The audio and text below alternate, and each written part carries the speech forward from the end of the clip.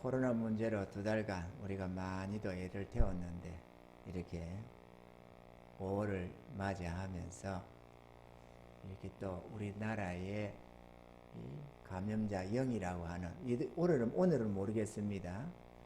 어제 0이었잖아요. 해외에 들어온 사람 말고는 어제 0이었고 그제 하나였고 그 앞에 날이 0이었고 세계가 깜짝 놀라면서 아주 그렇게 대서특필되는 그런 세계 속의 뉴스가 되고 있는 이 나라의 상황입니다.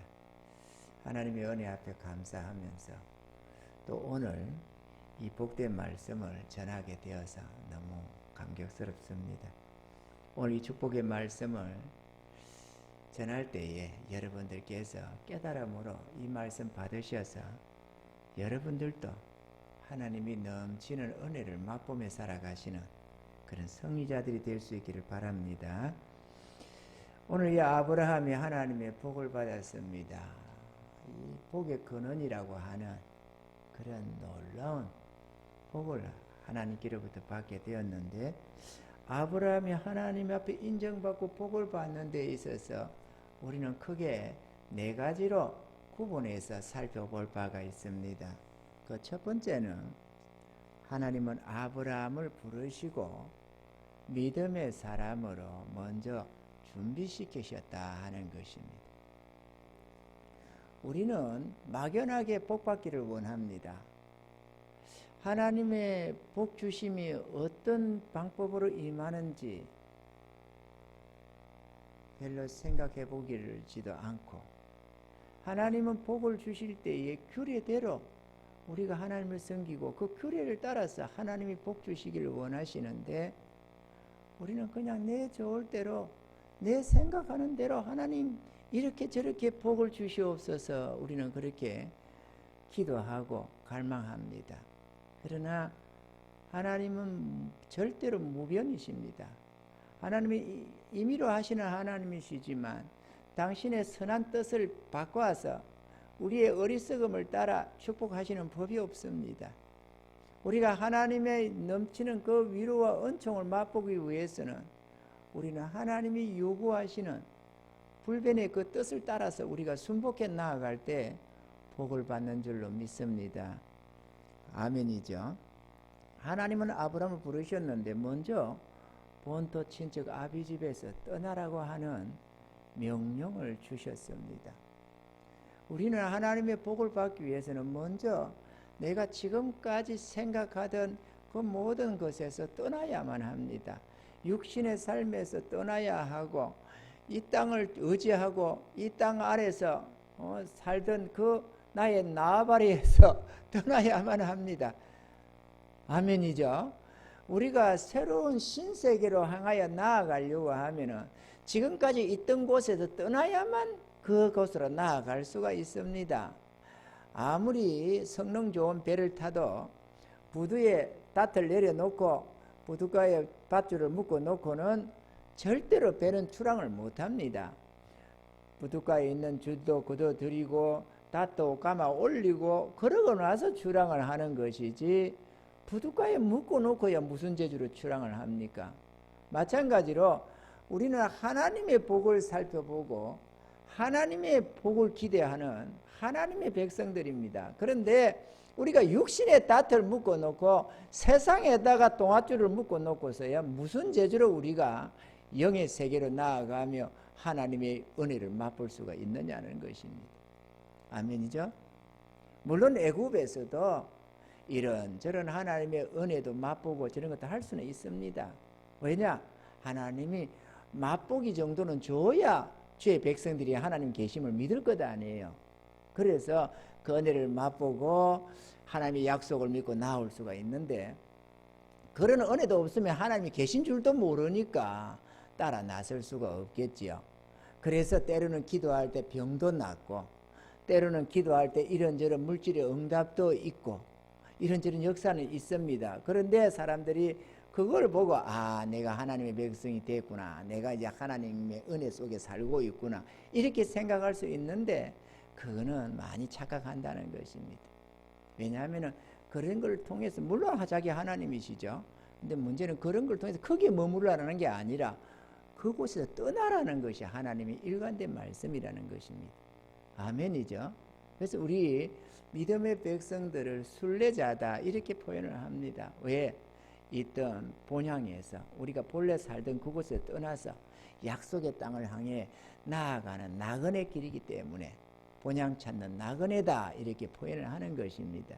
아직도 이 세상을 떠나지 못하고 아직도 나의 마음, 나의 어떤 육신의 어떤 것에서 머물러서 그곳에서 여기가 있는 것이 조사오니라고 한다면 오늘 이 말씀을 듣고 깨달으시고 믿음으로 본토 친척 아비집을 떠나는 은혜가 있기를 주님 축원합니다. 하나님은 이렇게 본토 아비집을 떠나게 해서 그 다음에 하신 것은 말씀을 쫓아서 약속의 땅으로 나아가게 하셨다는 것입니다.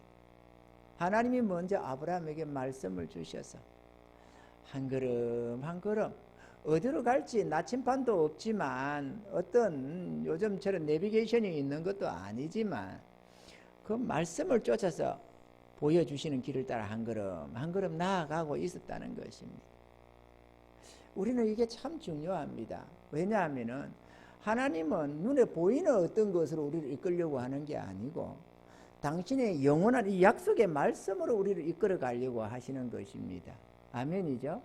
그래서 그 말씀을 이렇게 보내셔서 여러분들로 하여금 그 말씀을 믿고 한 걸음 따라 나오게 하는 것이 하나님의 한결같이 인도하는 방법이라는 것입니다.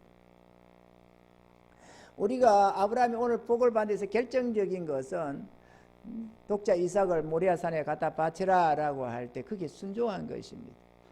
그런데 아브라함에게서 절대적으로 어떤 것과도 비교할 수 없는 가치, 그 어떤 것과도 바꿀 수 없는 유일무이한 독자 이삭을 하나님이 갖다 바치라 할 때 갖다 바칠 수 있었던 것은 평소에 이렇게 말씀을 따라서 순종하는 삶이 되었기 때문에 그게 가능하다는 것입니다. 여러분, 우리가 가만히 또 갑자기 어느 날에 너에게 있는 절대적인 그거 바치라라고 하면 그걸 바칠 수 있는 존재가 어디 있겠느냐 그거죠. 평소에 한 걸음 한 걸음 주의 말씀을 따라 주의 뜻을 따라 순종해 간 그들이야말로 주의 뜻이 나타날 때 결정적인 어떤 것도 드릴 수가 있는 것이지, 평소에 주의 말씀을 쫓아가지 않은 사람이 어느 날에 주님이 어떤 것을 대단한 것을 요구한다 거기 순종할 사람이 어디 있느냐 그거죠. 이거 되시면 아멘. 그러므로 믿음의 백성이라 하나님의 약속을 믿고 그 말씀을 의지하고 살아가는 자들이 믿음의 백성이기에 우리는 평소에 하나님의 뜻에 순복하는 법을 배워가야 합니다. 내가 고집하는 그곳에 머물러 있지 말고 주님이 뜻을 주시면 아멘 하고, 내 생각과는 달라도 그 뜻에 순복해서 아멘 하나님 그렇게 하겠습니다 그렇게 해서 한 발 떼고, 또 가다가 또 어떤 또 뜻을 주시면 그게 또 아멘 하고 또 한 발 떼고, 이렇게 한 걸음 한 걸음 순종해 가다 보면은 마침내 약속의 땅으로 축복의 곳으로 우리가 나아가게 되는 줄로 믿습니다. 할렐루야.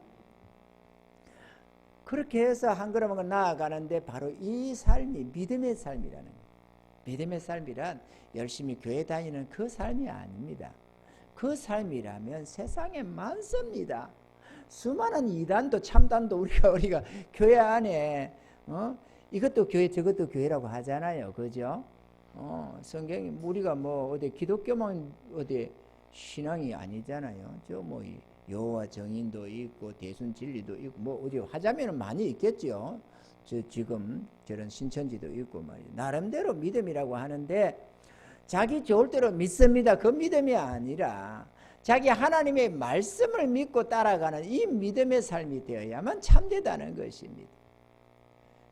참 믿음이란 어떤 것이냐?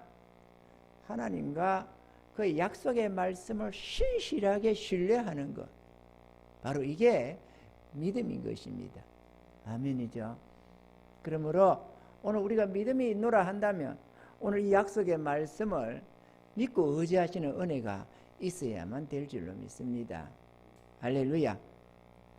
두 번째로는 하나님은 아브라함을 축복하시기 위해서 먼저 그의 믿음을 테스트 하셨다는 것입니다.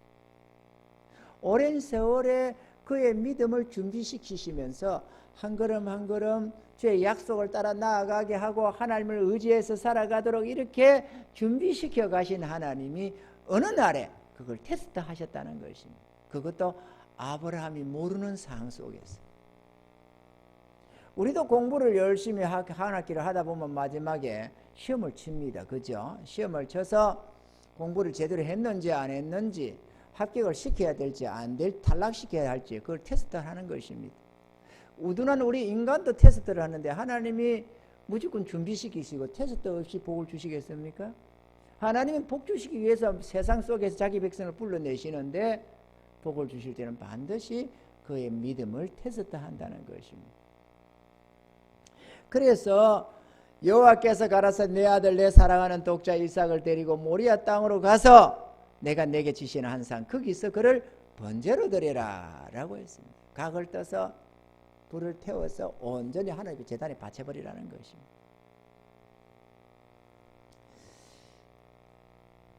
믿음을 테스트를 하는데 하나님께서 복을 주실 때는 그냥 있어도 그만 없어도 그만인 것 같은 가치 없는 그걸 테스트를 안 합니다. 테스트를 할 때는 절대적인 거, 진짜 우리가 소중히 여기는 그런 것들로 우리의 믿음을 테스트 하십니다.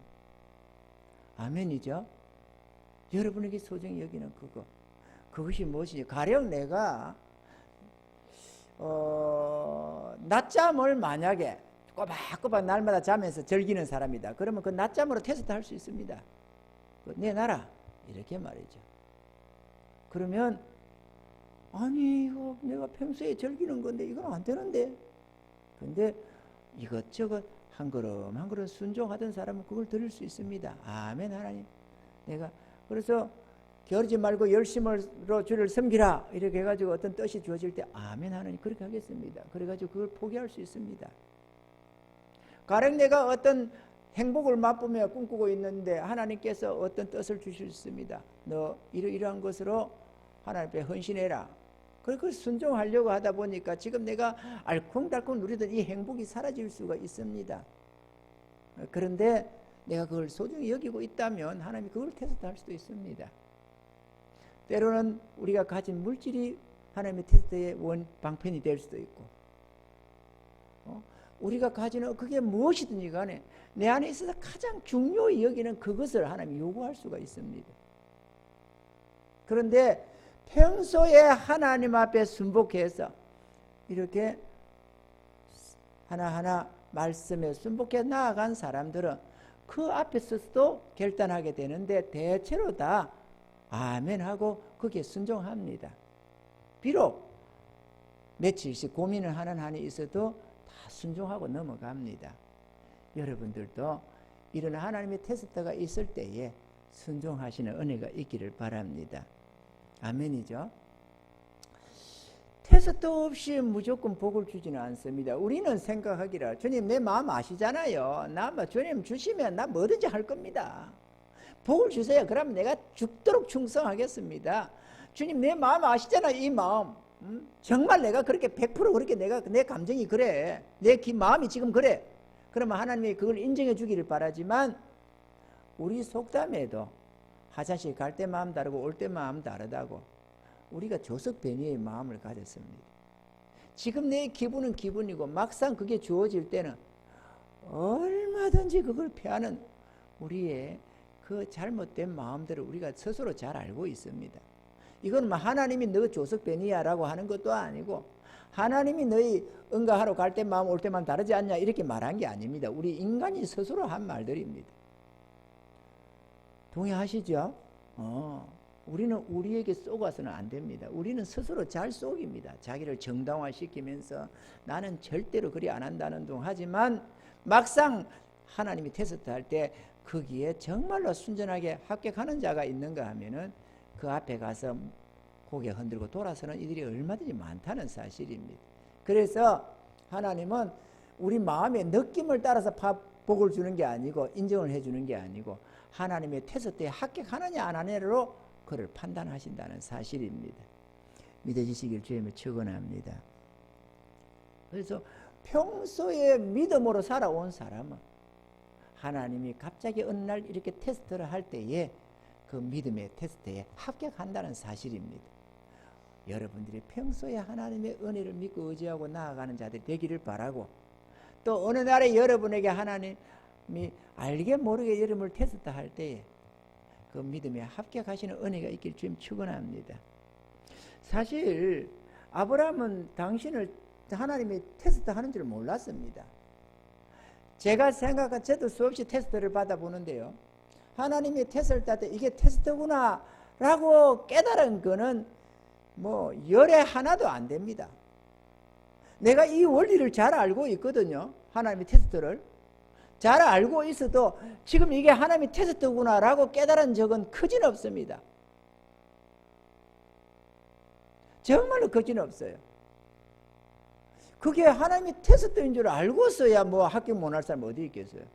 모르니까 당하는 것이지만, 오늘 하나님이 아브라함에게 테스트를 하고 실상은 독자 이삭을 받으려는 게 아니고 네가 어떻게 하나님을 순종하는지, 어떻게 하나님을 사랑하는지, 독자 이삭보다 너의 하나님을 내가 더 사랑하는지 안 하는지 그걸 알고자 했다고 아브라함이 먼저 알았더라면, 하나님 날 테스트하는 거라, 그래, 그래서 어차피 안 받을 거니까 이러면서 하겠죠. 그런데 그걸 전혀 모른다는 것입니다.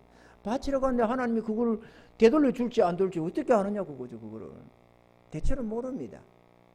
저도 이 진리를 너무 잘 알고 있습니다. 그러지만은 모릅니다. 하나님이 테스트할 때는 워낙 지혜가 무한하신 하나님이셔서 은연중에 싹 이렇게 우리 속에 임하기 때문에 전혀 그 하나님이 테스트구나 하는 것을 모른다는 사실.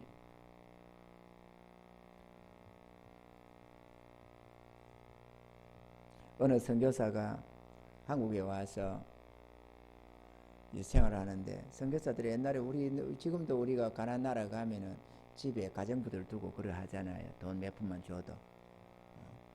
그러니까 전에 내가 저 캄보디아 선교하고 앞에 걸어갈 때도 40불이면은 그 사람을 두는 거예요. 40불, 35불, 뭐 혹은 30불이도 줄 수 있어요. 가정부로. 30불이면은 1,100원씩 그때 뭐 이렇게 계산되더라도 30불이면 얼마입니까? 33,000원. 그죠? 33,000원이면은 가정부를 둘 수 있어요. 그건 뭐 돈도 아닌 거예요. 그들은 벌어먹고 살 길이 없어. 그래서 그러는 거예요. 그럼 우리나라는요, 그 전에 우리 어릴 때 가정부들 반만 먹여주면 가정부 했습니다. 반만, 일당은 없어도 반만 먹여줬어요. 때때로 오담을 사입히고 그러면서 가정부 다 부려먹었습니다. 노동력 그냥 그때 지루했어요. 입 하나 살겠다고 머슴살이가 보내고, 입 하나 살겠다고 가정부 되고 다 그렇게 했습니다.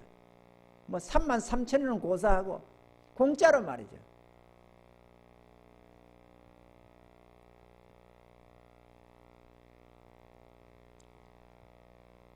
근데 지금 뭐 하려다 그러네요? 선교사. 선교사. 그 선교사가 한국에서 이제 한 청년, 이제 사람을 이게 집에서 데리고 있는 저 청년이 하나 있었는데, 청년이야? 집에 부리는 사람이 하나 있었는데, 이 사람이 참 성실한 거야. 부지런하고. 그래서 이런데 그런데 문제는 이 청년이 가만히 이렇게 이제 열심히 막 선교사 집에서 일을 하면서 이렇게 생활하고 있는데, 이 선교사님 부부가 좀 부주의한 분들인지 때로는 돈도 바닥에 흘려져 있고 말이죠. 이제는 금붙이도 탁자고 돼 있고, 뭐 이렇게 그것도 반듯하게 나지 있는 것이면 또 뭐 어쩌다 보면 어떻게 하다가 떨어뜨린지 한쪽 구석에 소파 밑에도 처박혀 있는 것도 있고 이렇게 있더라는 거예요. 그래서 가난한 마음에 그거 이랬나 보다 이래가지고 착 따까마시 하면 좋겠는데, 따까마시 아시죠? 입마이 포켓 이거 내가 그래도 일본말을 제법 안 해요. 이빠이 됐을까? 이런 거. 어쨌거나 싹 이러면 근데 이 청년이 정직한 거야, 성실한 거고, 성실할 뿐만 아니라 정직했던 거죠. 그래서 아니 이걸 잊어버리시다니, 이걸 어떡하, 아니 조심을 하셔야지, 아니 왜 이러실까 싶어서 또 챙겨다 놓고 그렇게 여러 차례 했다는 거죠. 아유 좀 조심을 하시지, 이런 걸 어쩌다고 이렇게 흘려가지고 이러시나, 이래가지고 했다. 그런데 뒷날에 알고 보니까 그 주인이 이 사람을 테스트했던 거예요. 이 성실한 이 청년을 과연 이 사람을 믿을 만한 사람인가 하고 성실성을, 이 정직성을 테스트했는데, 아니 잃어버린 것처럼 흘려놓은 그것들도 챙기더라는, 돌려주더라는 거죠. 그래서 이 사람이 믿을 수 있다 싶어서 그를 미국으로 보내서 공부를 시키고, 그래가지고 아주 이 청년이 훌륭해졌다고 하는 그런 실화도 있습니다. 선교사라고 아무나 그 자기의 모든 이런 것들을 전심전력해서 자기가 모든 뒷바라지를 해서 그렇게 공부를 시키고 뭐를 하고 이렇게 하려고 마음을 쏟아부으려면 거기도 테스트가 있다 이거지. 사람도 무조건 그냥 기분 맞는다고 아첨한다고 그냥 덜렁 이렇게 쓰는 게 아니고 테스트 한다 이거죠. 자기도 모르게. 그런데 전능하신 이가 테스트 안 하고 무조건 복을 주시겠어요? 절대로 그럴 수가 없습니다. 깨달아지시는 은혜가 있기를 지금 축원합니다. 근데 아브라함은 이 하나님의 테스트, 그것도 아브라함이 돈 많았습니다. 네 재산을 드려라 그랬으면 아브라함 기꺼이 즐겁게 드렸었을 겁니다. 근데 재산하고도 바꿀 수 없는 유일무이한 독자 이삭이었어요. 100세에 낳은 아들. 그 아들이 잘 자라서 지금 17, 18 되는 참으로 참 듬직하게 자라가는 내 삶의 후계자, 나의 유업을 물려받을 유일무이한 상속자, 이 독자 이삭이었습니다. 아브라함이 귀히 여길 뿐만 아니라 아브라함도 그랬겠지만 사라는 뭐 더할 나위 없이 그가 생명 같은 존재였습니다. 근데 바치라는 겁니다. 그래 아브라함이 그 말씀 앞에 아마 고민했을 겁니다. 그 밤에 아무 생각 없이 이렇게 살 수는 없습니다. 왜냐? 너무도 땅에서 절대적인 소중한 존재였기에 아브라함이 그 밤에 어쩌면 뜬 눈으로 밤을 새웠을 수 있을지도 모릅니다. 저 같으면 뜬 눈으로 밤 새웠을 것 같아요. 하나님, 평소에 주의 음성을 들어온 터인지라 이게 하나님의 음성인 줄은 잘 알았을 것입니다. 왜 그렇게 하라는지는 잘 모르지만 하나님의 뜻인 줄은 분명히 알았을 것입니다. 그 하나님의 뜻 앞에서 고민했을 겁니다. 어찌해야 되나? 평소에 순종하던 자가 불순종으로 나아가기는 어렵잖아요. 고민 많이 했을 겁니다. 왜냐? 그 이삭이 자기 자식만 아니라 사라의 자식이기도 했기 때문에 더욱더 고민했을 겁니다. 어떻게 해야지? 하나님, 왜 이삭을 드리라고 하나요? 하나님. 아니 하나님, 이 이삭으로 말미암아 천하 만민이 복을 받으리라고 했지 않습니까? 이 이삭으로 말미암아 내 자손이 하늘의 별처럼 바닷가의 모래처럼 많아진다고도 약속했지 않습니까? 그런데 왜 이를 바치라고 하나요? 다시 자식을 또 다른 자식을 주실 겁니까? 아니면 이렇게 끝이 나나요? 하나님이 그 약속은 취소되나요? 별별 생각이 다 들었을 겁니다. 그리고 그러면 그래 고민을 하다가 결단했을 겁니다. 그래 잘 모르겠다. 그렇지만 우리 하나님은 선하시다. 그리고 하나님의 뜻은 불변이다. 나는 주의 종이고 마땅히 주의 자녀, 주의 백성으로서 하나님의 선한 뜻에는 무조건 순종해야 된다. 이유는 모르지만 나는 순종해야만 된다. 나도 주의 것이요 내 자식도 주의 것이요 금도 은도 다 주의 것이기에 나는 무조건 그분의 뜻에 순종해야 된다. 결단했을 겁니다. 그 다음에 또 고민거리가 있습니다. 사라는 어떡하지? 내 아내에게 이 얘기를 하면 저가 어떻게 될까? 물론 사라가 평소에 아브라함을 순종했습니다. 사라가 평소에 하나님의 뜻에도 순종했습니다.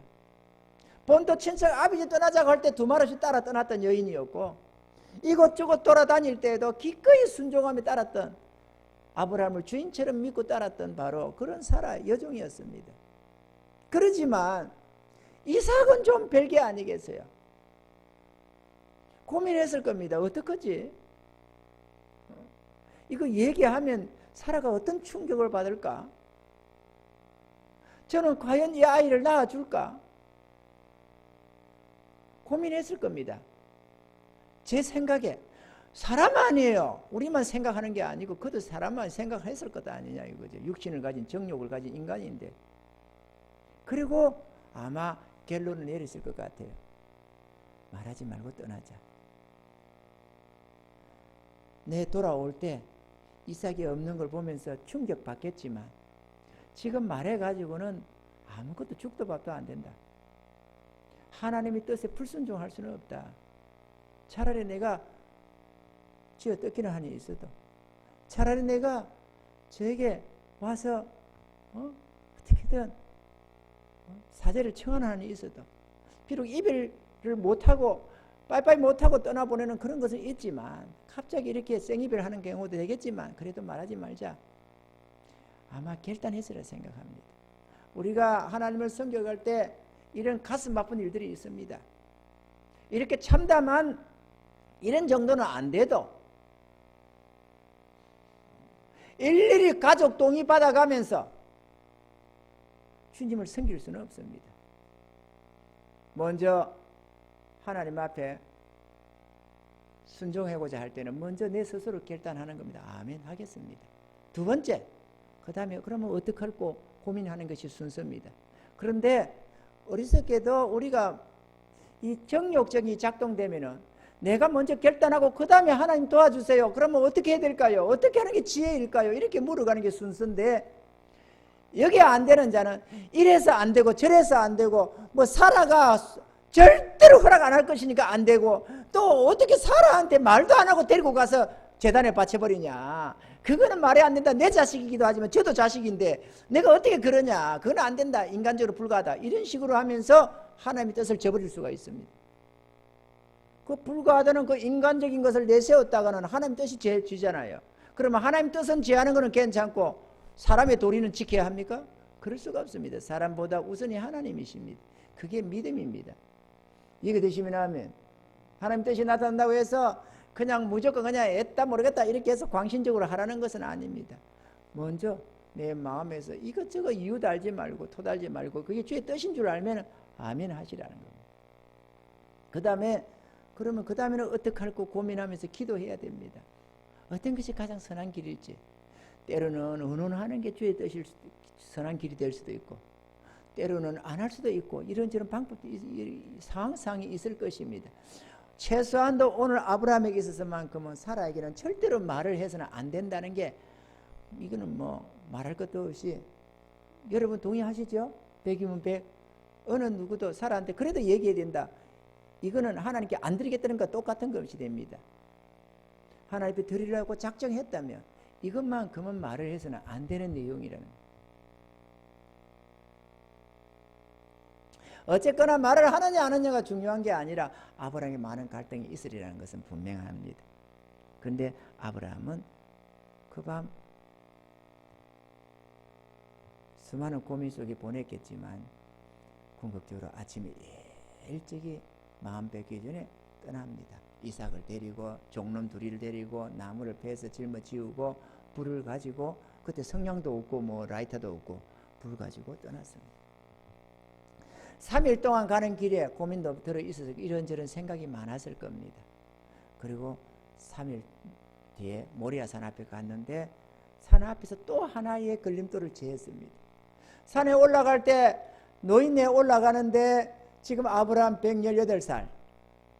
노인네가 산을 올라가는데 숨가쁘고 뭐 할 수 있잖아요. 그러면은 하인들한테 나무진도 지우고 불도 들리고 이렇게 해놓고 자기는 지팡이 들고 올라가도 어딘데, 지금 하인들은 산 밑에다가 떼어놨습니다. 둘이 너희 여기서 기다리라. 우리 올라가서 경배드리고 오마 이렇게 말해요. 왜 그랬느냐? 또 하나의 방이어서 산에 올라가서 독자 이삭 잡으려고 하면 두 하인이 끌어안아서 절대로 독자 이삭 못 바칩니다. 그래서 그것도 떼놓으려고 작정해서 그 밑에 있으라고 했습니다.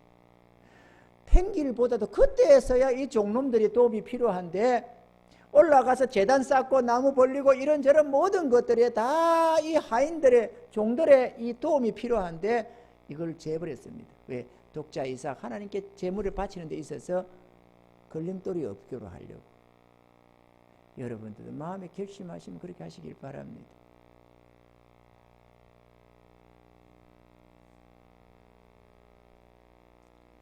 이렇게 해서 아브라함은 하나님 앞에 믿음으로 순종을 하는데요. 다 제단을 쌓고 나무를 벌려놓고 그 위에 독자 이삭을 꽁꽁 묶어서 그 위에 올려놓고는 칼을 가지고 내리쳐서 내리찍으려고 할 때에 그때서야 하나님이 급하게 하늘로부터 말씀이 임합니다. 아브라함아 아브라함아 네 사랑하는 독자 이삭 절대 손대지 말아라. 오늘 우리가 본문에 보는 것처럼 하나님께서는 그렇게 막으셨습니다. 이 12절에 보니까 11절에 보니까 여호와의 사자가 하늘에서부터 그를 불러 가라사대 아브라함아 아브라함아 하시는지라 아브라함이 가로되 내가 여기 있나이다 하며 사자가 가라사대 그 아이에게 내 손을 대지 말라 아무 일도 그에게 하지 말라. 왜? 하나님이 아브라함의 믿음을 테스트 하려고 했기 때문에 그랬습니다. 네가 내 아들 내 독자라도 내게 아끼지 아니하였으니 네가 네 아들 내 독자 하나님이 땅의 것을 다 알고 계십니다. 그게 아브라함에게 얼마나 소중하다는 것을 말이죠. 눈에 넣어도 안 아플 것 같은 그 귀한 아들 유일무이한 생명과도 같은 존재 그걸 그 가슴 아파하면서도 속으로 눈물을 흘리면서도 자기 손으로 잡아서 하나님께 바치는 그 아비의 마음을 하나님이 누구보다 잘 알고 계셨습니다. 그런데도 하나님 뜻에 순종하겠다고 자기 하나님의 명령 앞에 순종해가면서 하나님을 사랑해서 순복하는 그 아브라함의 중심을 살피고자 하셨다는 것입니다. 아끼지 아니하였으니 내가 이제야 네가 하나님을 경외하는 줄 아노라. 하나님 경외요? 주님 사랑한다고요? 입으로 주여 사랑합니다. 주님 사랑합니다. 입에 발린 소리야 누구는 못합니까? 감정 가지고 주를 사랑한다는 건 누구는 못합니까? 그러나 그 사랑이 나의 모든 것을 바칠 수 있는 사랑이냐 그거죠.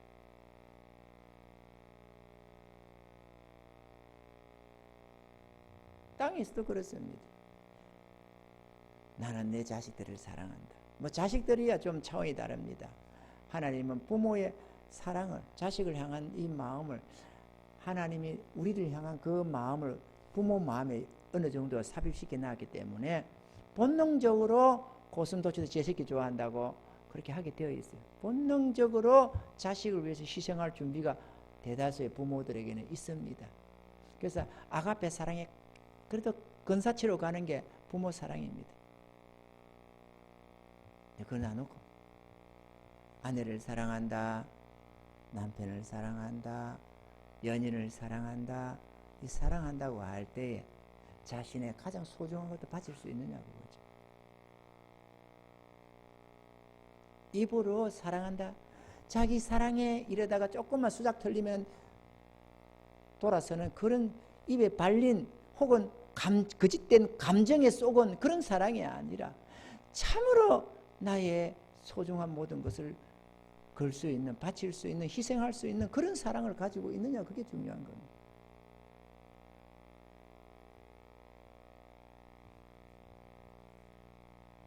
아브라함은 하나님을 사랑한다고 하면 순종해왔던 이 아브라함, 평소에 순종해서 하나님의 뜻을 따라서 본토 친척 아비 집도 떠나고 한 걸음 한 걸음 인도할 때 그 인도함을 따라서 움직여 갔던 아브라함, 독자 이삭 바치라는 그 명령 앞에도 순종했습니다. 기회 보이지 않나요? 그냥 성경에 그러려니 하고 읽어 넘어가기에는 너무 소중한 예 아닙니까? 우리 앞에 보이는, 이래서 믿음의 조상이 되는 겁니다. 그리고 이렇게 성경에 기록해 놓은 이유는 우리들도 그렇게 따라오라고, 아브라함의 이 본을 보고 따라오라고 하나님이 이렇게 예시해 놓는 것입니다. 깨달아지신 은혜가 있기를 주님 축원합니다. 순종했습니다.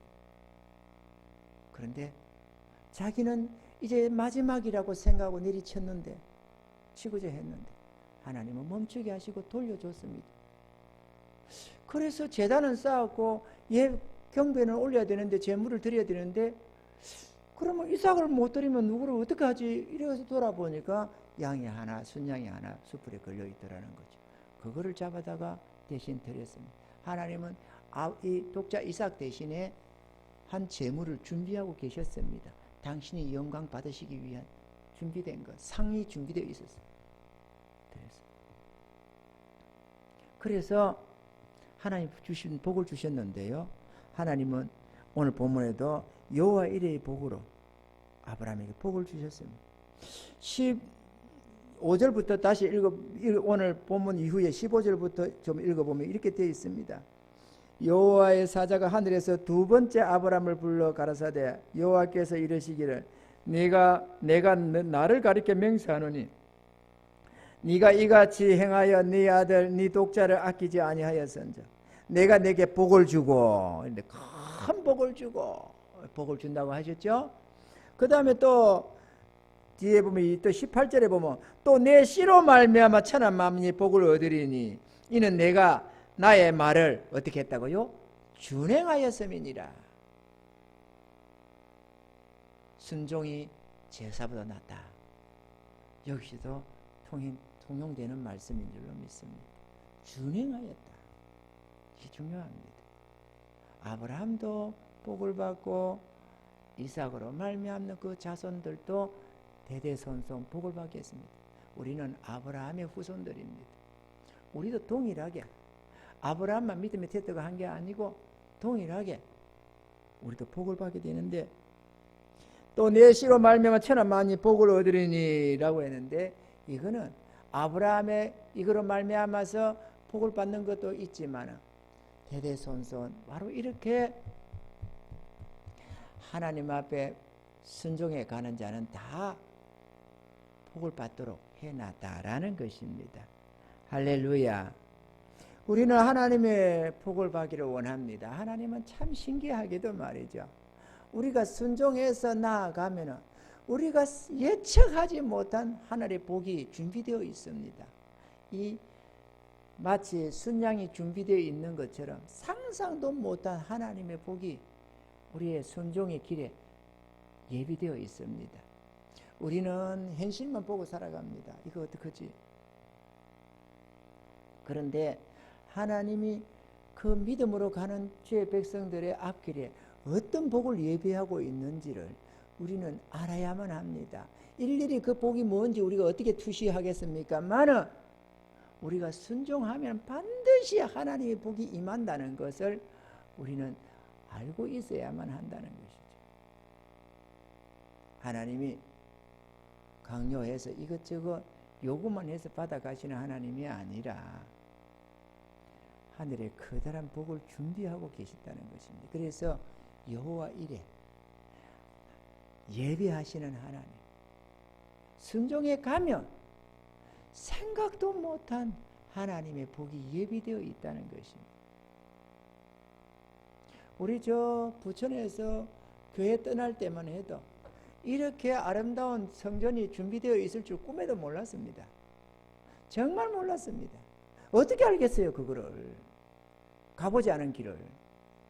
근데 순종해서 믿음으로 발을 떼니까 이렇게 아름다운 게 준비되어 있었습니다. 순종해서 발을 떼니까 저렇게 아름다운 저 옆 건물도 얻었습니다. 하나님의 길은 너무도 신묘막측합니다. 이 코로나 때문에 온 세계가 힘들어하고 나라가 힘들어하는 이 어려운 때에 우리는 참 부유하고 윤택한 나날들을 보냈습니다. 집에 갇혀 있기는 했지만 그 속에서도 상가 건물도 취등록할 수 있게 은혜 주시고,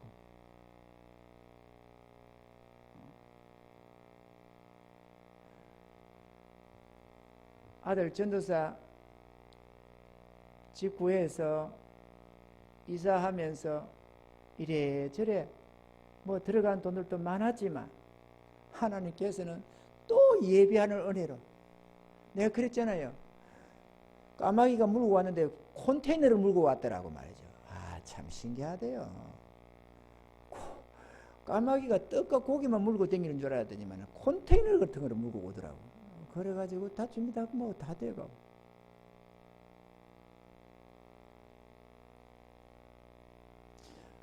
우리 사돈 목사님 저기 예복교회도 어제 식사를 하는데 목사님이 그러시더라고. 다들 어렵다고 하는데 우리 하나님이 어려운데 어떻게 풍성해 주신지 더 특별한 예물도 더 나오고 물질도 더 많고, 아 이래 가지고 지금 이거 있잖아요. 이 정부에서 준다는 이 돈 이거 구제금 있잖아요. 이거 뭡니까? 재난지원금. 저거를 받아야 되나 기부를 해야 되나 고민이 된다더라고. 목사님 그냥 받아 쓰세요. 내가 그다음 한마디 토를 달고 싶은데 못 달아서 필요 없으면 저한테로 돌리세요. 이러려고 하려다가 내가 차마 그거는 얘기를 못 했는데 그냥 받아 썼어요. 그 여유 없는 교회지만 어려울 때마다 오히려 하나님은 더 풍성해 한다는 거예요. 저희 교회도 그랬습니다. 지금 이 어렵고 힘든 때에 교회는 더 풍성함이 있습니다. 이거 하나님이 넘치는 은혜입니다. 어떻게 이럴 수가 있어요? 있을 수 없을 것 같아요. 하나님 이렇게 더 쳐들어야 되는데 어떤 교회들을 보면은 오히려 재정적인 것이 이번에 코로나 때문에 제대로 못 모이고 하다 보니까 재정적인 이런 예물이 오히려 뭐 한 20, 30%니 얼마니 이렇게 줄어들었다는 소리를 하는데 우리는 안 줄어들었어요. 보낼 사람 다 보내더라고. 11조도 보내고 감사도 보내고 온라인 입금하면 되지. 할 마음만 있으면은. 아니 교회 못 넣고 코로나 때문에 못 넣으면 하나님 백성 아니고 하나님 자녀 아니에요? 교회에 있든 집에 있든 어디에 있든 간에 하나님 백성 하나님 백성이고 하나님 자녀는 하나님 자녀지. 집에 교회 안 넣으면은 내 인생 살고 교회 넣으면은 주님의 이름으로 살고 그렇습니까? 안 그럴 것 아니에요. 우리가 어디 있으면 어떻습니까? 내 하나님의 나라를 생각하고 내 아버지 집 생각하고 내 주의 복음 생각하면서 감사하며 찬양하며 살아가는 게 우리 삶이지. 할렐루야. 근데 도리어 더 풍성해져 가지고 말이야. 이래저래 하나님이 채우셔 가지고 풍성해서 세상 요즘 같으면 내가 살맛이 나는 것 같아요. 내가 막 고민도 안 하고 신경도 안 쓰고 얼마나 감사한지. 내가 하는 거는 감사합니다. 근데 제가 지난번에 전날에 얼마쯤입니까? 한 1, 2년 됐나? 허리 그 치료해 주셨다고 내가 얘기한 적 있죠? 제가 허리가 많이 아팠었거든요, 옛날에. 그래가지고 내가 왜냐면 이거 근력 운동 이거 스트레칭 한다고 애를 하도 뻗뛰고 몸부림치다 보니까는 뭐 다른 사람 같으면 허리 뽀사져야 돼요. 그런데 어쨌든 그렇게 하다 보니까 그래서 저런지 저래서 저런지 몰라도 허리가 그렇게 아파오기 시작한 거예요. 서서히 허리가. 그래가지고 1년, 2년, 3년 이렇게 가는 거예요. 근데 뒤는 이제 한 예로 강원도 간다고 가는데 춘천 들어서는 그 고속도로 타고 가다가 휴게실에 갔는데 휴게실에서 딱 내리는데 말이에요. 요 타가지고 그 간다고 가다가 휴게실 내리는데 이래죠. 차 내려가지고. 여러분 이게 이해돼요? 이거 한 번에서 보면 그런 사람도 가끔 있어요. 이렇게. 요가 아파가지고. 그럼이 제대로 안 걸려. 그 정도로 많이 아팠어요. 뭐 우리가 인내하면 도 같은 사람들인데 너무 힘들어요. 하루 이틀도 아니고 그 아픔이 1년, 2년 가는 거예요. 이걸 어떡하지? 그 누가 뭐 어떻게 하면은 허리가 뭐 어떻게 건강해지고 허리가 어떻고 뭐 어쩌고 저쩌고 그러면 기가 쏠게 돼가지고 기가 쫑 들리노 이렇게. 운동을 해야 되는가 보다. 허리 근력 운동을 해야 되나 보다. 누가 또 허리가 뭐 아파가지고 뭐 어떻게 됐는데 뭐 외발 자전거 타가지고 뭐 하다 보니까 나아졌다.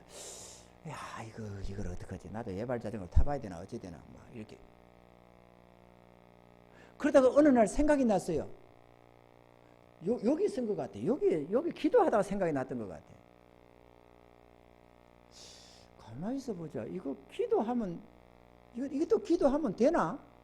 이 권력이라고 생각하기 때문에 병이라고 해서 내가 벌써 기도했지. 권력 문제라고 서서히 아파왔기 때문에 운동을 해야만 된다고 생각했지 기도로 될 거라는 생각을 안 했거든요. 그러다 문득 생각이 났어요. 어리석은 생각이. 가만히 있어보자. 이것도 기도하면 되나? 뭐 권력이든 말았든 간에 말이죠. 왜냐?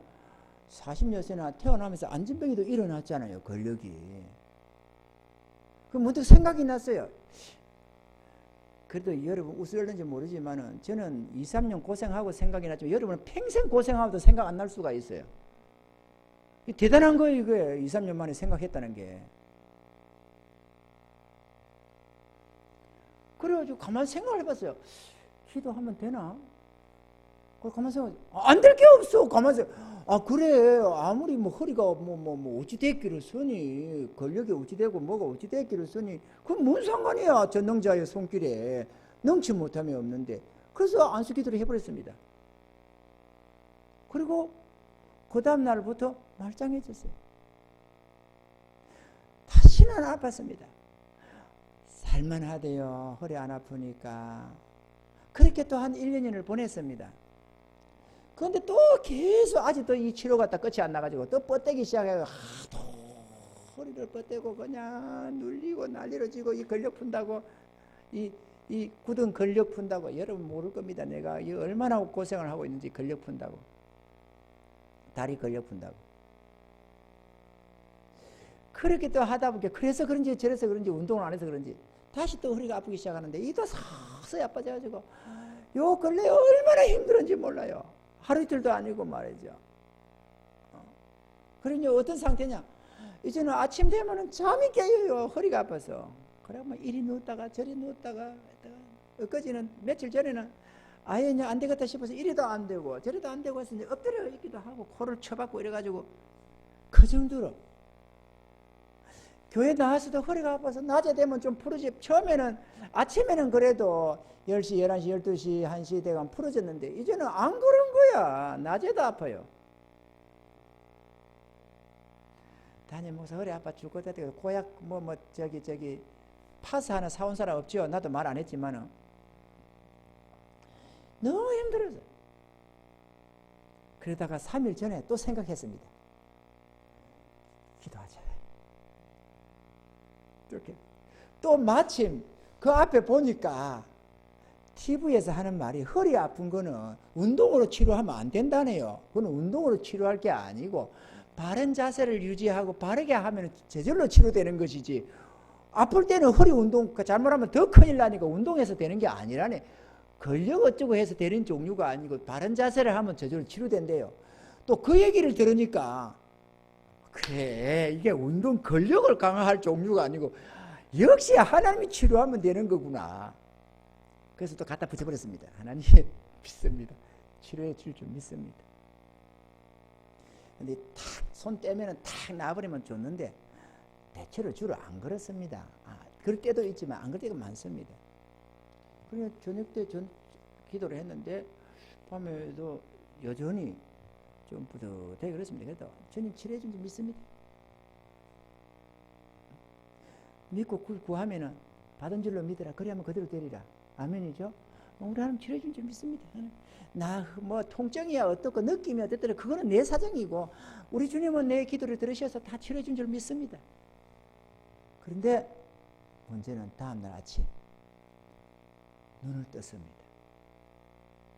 하나도 안 아픈 거예요.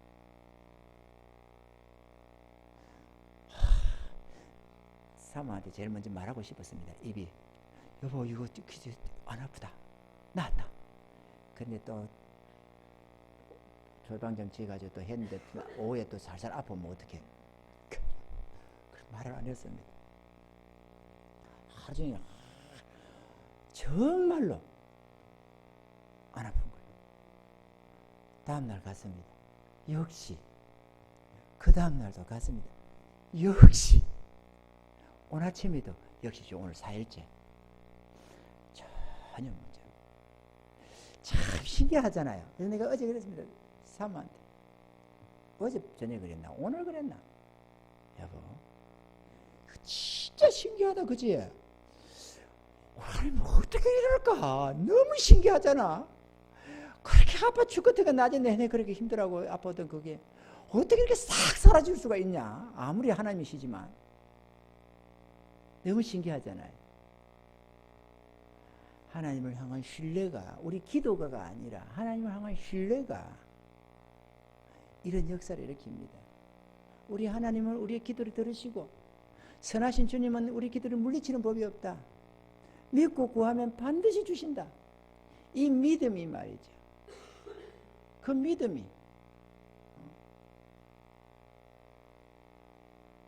각가지 역사를 일으키는 겁니다. 하나님은 자기를 믿고 순종하는 자에게 언제나 진리로 역사하십니다. 내가 그분의 은혜 속에 나아가지 못하고, 내가 그분을 신뢰하지 못하고, 내가 그분을 순종하지 못해서 하나님의 능력을 맛보지 못하는 것이지, 하나님의 말씀은 언제나 우리가 순종함으로 언제나 이해가 된다는 사실입니다. 믿으시기 지금 축원합니다. 고아와 가보 같은 우리들, 의지할 데 없는 우리들, 몇 푼의 물질, 별볼 없는 우리의 학벌, 지식, 조금 경험 그거 의지하고 별볼 없는 우리의 건강 그거 하나 의지하고 살아간다고 아웅다웅 살아가고 있는 우리들, 과연 그게 우리의 피난처가 됩니까, 여러분? 내가 가진 몇 푼의 물질이 나의 피난처가 됩니까? 내가 배운 조그마한 지식이 나의 피난처가 됩니까? 우리가 이날까지 살아온 경험이 대단한 피난처가 됩니까? 아니면 내가 가진 내 건강이, 내 나이가 피난처가 됩니까? 아닙니다. 건강 자신할 수 있는 사람 아무도 없고 물질 자신할 수 있는 거 아무도 없습니다. 아무리 억만금을 쌓아놔도 한순간 날아갈 수는 있습니다. 내 경험 별볼로 없습니다. 우리는 고아와 가부와 같은 존재입니다. 우리는 우리의 의지처가 하나님의 하나님인 줄 알아야 됩니다. 하나님이 우리의 보호자시고 하나님은 우리를 사랑하십니다. 하나님은 전능하셔서 우리의 안고 일어섬을 다 하시고 마음의 생각을 다 통촉하고 계십니다. 믿고 구하면 언제나 기쁨 중에 응답하시는 하나님. 그러나 먼저 우리가 그분의 뜻에 순종하기를 원하십니다. 여기 빈자리 좀 보세요. 이게 말이 됩니까? 전능하신 하나님 앞에서. 우리에게 부모가 없습니까? 형제가 없습니까? 친구들이 없습니까? 이웃들이 없습니까?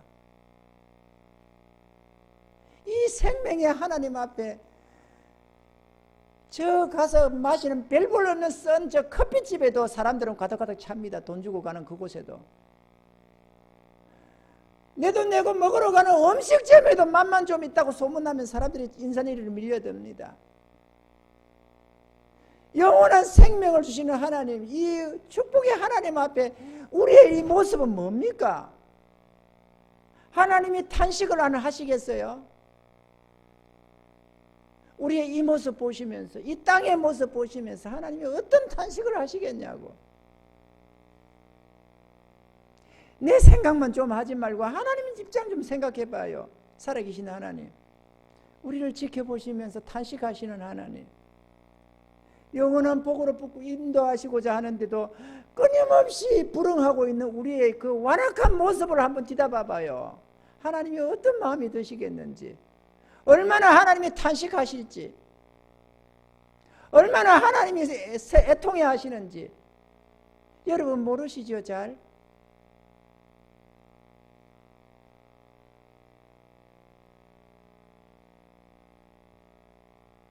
저는 하나님의 탄식도 느끼고 하나님의 애통도 느끼고 우리를 향한 그 사랑도 맛보며 살아왔습니다.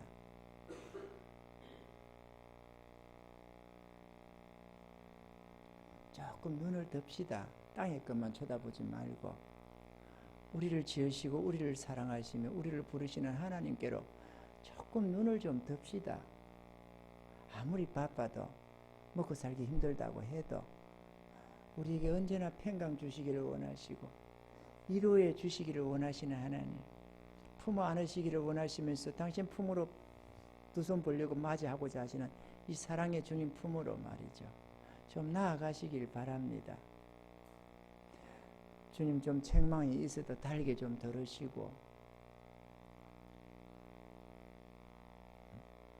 설교를 목사의 설교라고 생각하지 말고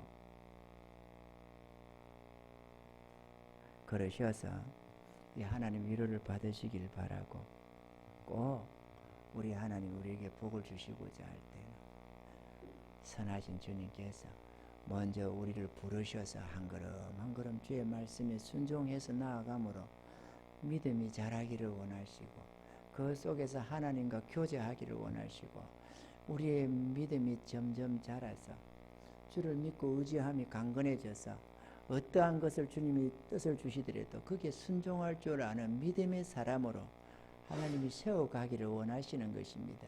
그리고 그들을 통해서 세상을 변화시키기를 원하신다는 사실입니다.